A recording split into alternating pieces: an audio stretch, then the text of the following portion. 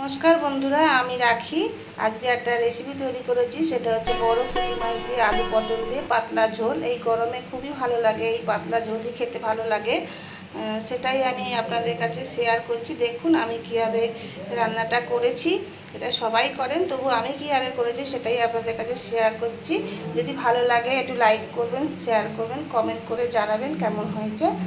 দেখুন আমি কিভাবে করছি। নমস্কার বন্ধুরা, আজকে আমি রাখি আজকে একটা রেসিপি নিয়ে চলে এসেছি। এটা হচ্ছে পুঁটি মাছ, মানে বড় পুঁটি। আমি ঠিক মাছটা চিনি না, আমার হাজব্যান্ড বললো এটা বড় পুঁটি মাছ, তাই বলছি। যাই হোক, এই পুঁটি মাছের বড় পুঁটি মাছ দিয়ে আলু দিয়ে পটল দিয়ে একটু পাতলা ঝোল করব।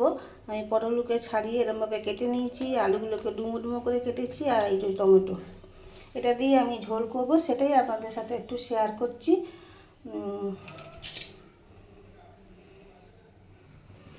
আমি এদিকে তেল বসিয়ে দিয়েছি, তেলটা গরম হোক। দেখুন বন্ধুরা, আমার তেলটা গরম হয়ে গেছে। আমি মাছটা দিয়ে দিচ্ছি, মাছটা আমি ভাজিয়ে নেব।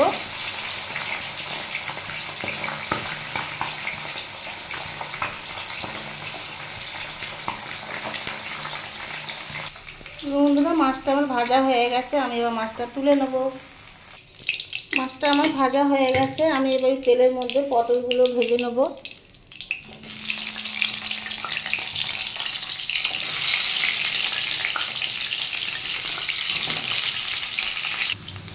একটু সামান্য হলুদ দিয়ে আমি পটলগুলো একটু লাল লাল করে ভেজে নেব।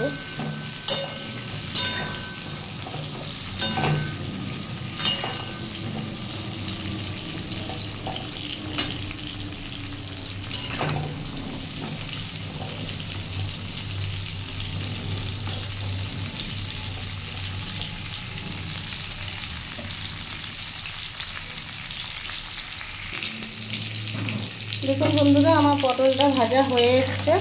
আমি এবার পটলটা তুলে নেব। দেখুন বন্ধুরা, আমি পটলটা তুলে নিয়েছি। এবার এই তেলের মধ্যে আমি একটা শুকনো লঙ্কা, একটু সাদা জিরে দিয়ে দিলাম। বন্ধুরা একটু ভালো করে এটা ভেজে নেব।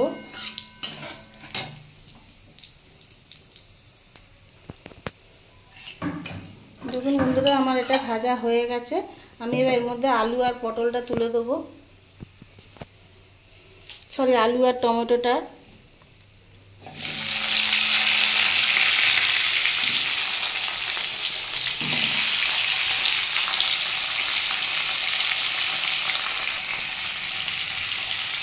সামান্য একটু নুন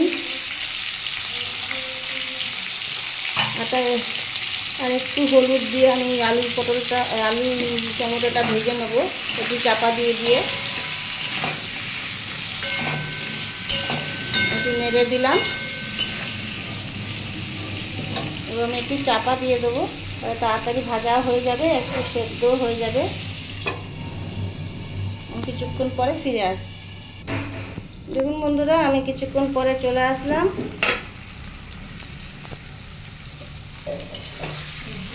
আমার আলুটা ভাজা হয়ে গেছে। দেখুন টমেটোগুলো নরম হয়ে গেছে।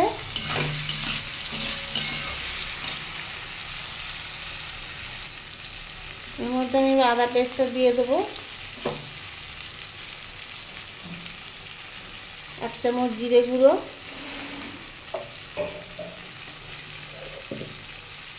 পরিমাণ মতো হলুদ, 1 চামচ লঙ্কার গুঁড়ো, পরিমাণ মতো নুন। আমি আলু ভাজার সময় নুন দিয়েছিলাম, তো একদমই সামান্য দিয়ে বন্ধুরা এটাই ভালো করে আমি কষিয়ে নেব। এতে একটু সামান্য জল দেবো, কারণ শুকনো মশলা। একটু সামান্য জল দিয়ে বন্ধুরা এটা ভালো করে কষিয়ে নেব।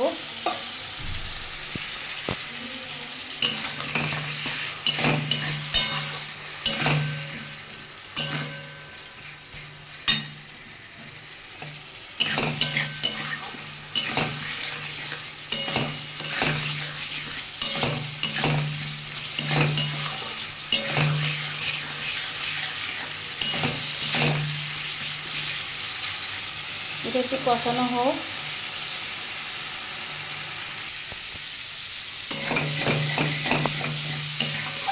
দেখুন বন্ধুরা, আমার এটা কষানো হয়ে গেছে। আমি এবার ভেজে রাখা পটলটা দিয়ে একটু কষিয়ে নেব।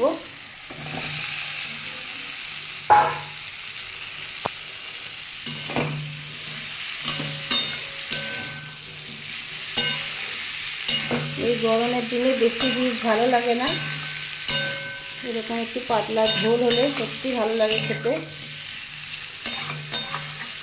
রিচ খাবার একদমই ভালো লাগে না, একটু ভাজা ভুজি, পাতলা ঝোল, একটু টক, এইসবই খেতে ভালো লাগে গরমে।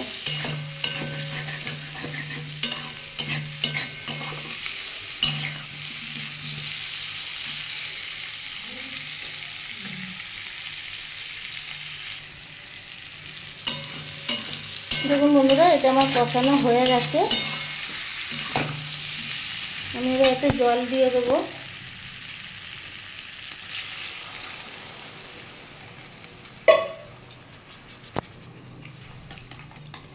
জল দিয়ে একটু নেড়ে দিলাম। আলুটা এমনি ভাজা অনেকটাই সেদ্ধ হয়ে গেছে। এবার আমি একটু তাও চাপা দিয়ে দেবো আর একটু সেদ্ধ হওয়ার জন্য, পুরোপুরি সেদ্ধ হওয়ার জন্য। পটলটাও সেদ্ধ হবে, আলুটাও সেদ্ধ হবে। আমি এবার চাপা দিয়ে দিলাম, 5 মিনিট পরে ফিরে আসছি। দেখুন বন্ধুরা, আমি কিছুক্ষণ পরে ফিরে আসলাম।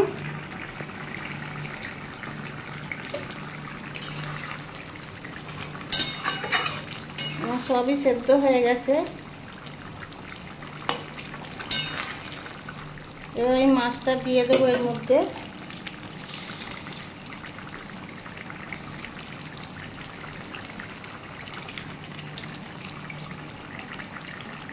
দেখুন বন্ধুরা, এই মাছটা দিয়ে ফুটিয়ে নিচ্ছি।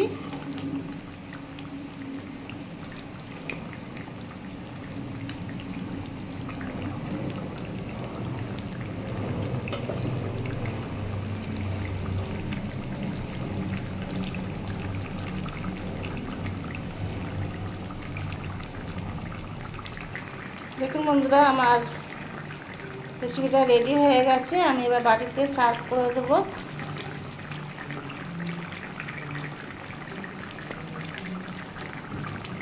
আমি সামান্য একটু গরম মশলা দেবো, কারণ জিরে ভাজা গুঁড়োটা নেই।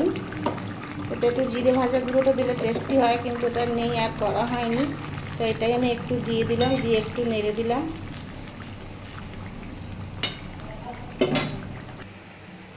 দেখুন বন্ধুরা, আমার বড় পুঁটি মাছ দিয়ে, আলু দিয়ে, পটল দিয়ে পাতলা ঝোলটা আমার রেডি হয়ে গেছে।